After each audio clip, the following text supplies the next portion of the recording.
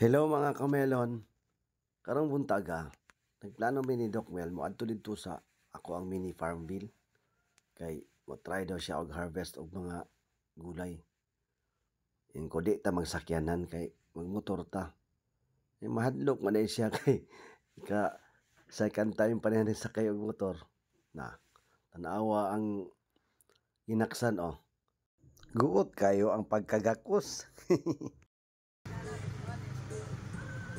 Excited kay na siya kay first time na niya nga manguha og mga gulay nga siya gyud mismo. Tanawa og cute kaya na picture pa. Bitaw no, makahappy pud ni ba nga ang ato ang partner nakasuporta sa ato bisag unsa ang ato ang mga ginabuhat sa kinabuhi, bisag unsang estado sa kinabuhi. Magpabilin gihapon nga humble. Kani si Doc Mel, very humble ni siya, very bubbly, og very friendly. Wala nga magkasinabot jud mi sa among mga adventures. First time ni Doc Mel nga manguha og mga gulay kung gikan jud sa punuan. So excited kay na siya.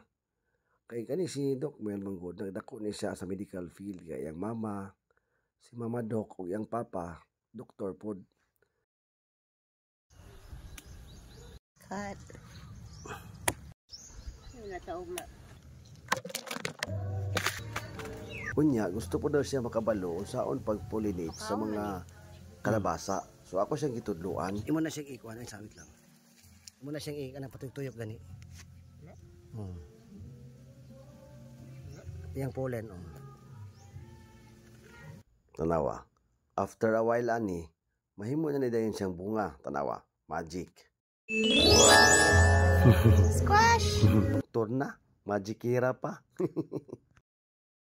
Diri ana po may manguha sa mga bunga sa pipino. O para magkinilaw mi unya og tuna, ana may sagol. Ako siya lang. Kana Pipino. May nagulay. More pipino. One. Kani? Diri. Yan. Nahulog ang flower. Sige lang.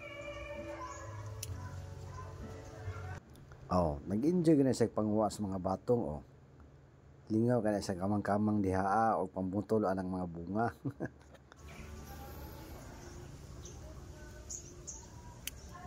Oh, hapit na gid na kompleto among lawoy. Sakto gid ang mapaniud to ani unya kay maglawoy mi butang ang layog bulad. Perting dami The bok choy. Bok choy. Hirahin mo na lang Yay! Bok choy. This one is the pechay. Photo sa love.